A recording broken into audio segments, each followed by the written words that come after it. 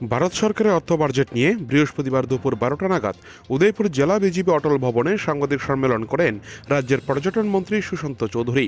এই দিনের সাংবাদিক সম্মেলনে পর্যটন মন্ত্রী শ্রী চৌধুরী বলেন, 2026-27 অর্থ বছরে কেন্দ্রীয় অর্থমন্ত্রী ঐতিহাসিক বাজেট পেশ করেছেন।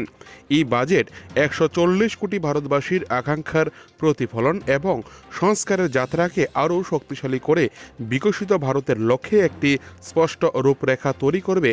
তাছাড়া এই বছরের বাজেট কৃষি উন্নয়নের বাজেট। এবারের বাজেটে দেশের মোট আয়ের 41% রাজ্যগুলিকে দেওয়ার ব্যবস্থা রাখা হয়েছে, যার সুযোগ ত্রিপুরাও পাবে। একই সঙ্গে উত্তর পূর্ব ভারতের পর্যটন সম্ভাবনাকে বিশেষ গুরুত্ব দেওয়া হয়েছে। এই প্রকল্পের আওতায় বিভিন্ন মন্দির ও মঠ সংস্করণ ও আধুনিকীকরণ করা হবে, যাতে সেইগুলি তীর্থস্থান ও পর্যটন কেন্দ্র হিসেবে আরও আকর্ষণীয় হয়ে ওঠে। এর ফলে ত্রিপুরার পর্যটন শিল্পের মান উন্নয়ন ঘটবে এবং আর্থ সামাজিক উন্নয়ন ত্বরান্বিত হবে বলে তিনি আশাবাদ ব্যক্ত করেন। এই দিনের সাংবাদিক সম্মেলনে পর্যটন মন্ত্রী সুশান্ত চৌধুরী ছাড়াও ছিলেন গোমতী জেলা বিজেপির সভানেত্রী সবিতা নাগ সহ প্রমুখ। উদয়পুর থেকে নিজস্ব প্রতিনিধির রিপোর্ট, টিভি 100 বাংলা। বাজেট করা হয়েছে এবং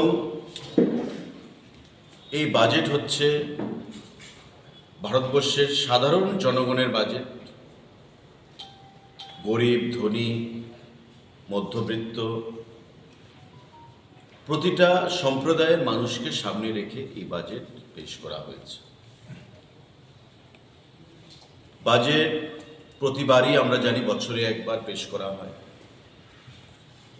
এবং এবারকার যে বাজেট, আগামী 1 বছর দেশ অর্থনৈতিকভাবে কোন দিশায় চলবে, দেশের প্রতিটা রাজ্য কোন দিশায় চলবে, সেই বিষয় নিয়ে সম্পূর্ণভাবে বিস্তারিতভাবে সেখানে বাজেটে উল্লেখ করা হয়েছে। আপনারা জানেন সাংবাদিক বন্ধুরা যে আমাদের এবারকার বাজেট 53.5 লক্ষ কোটি টাকার বাজেট সারা দেশে।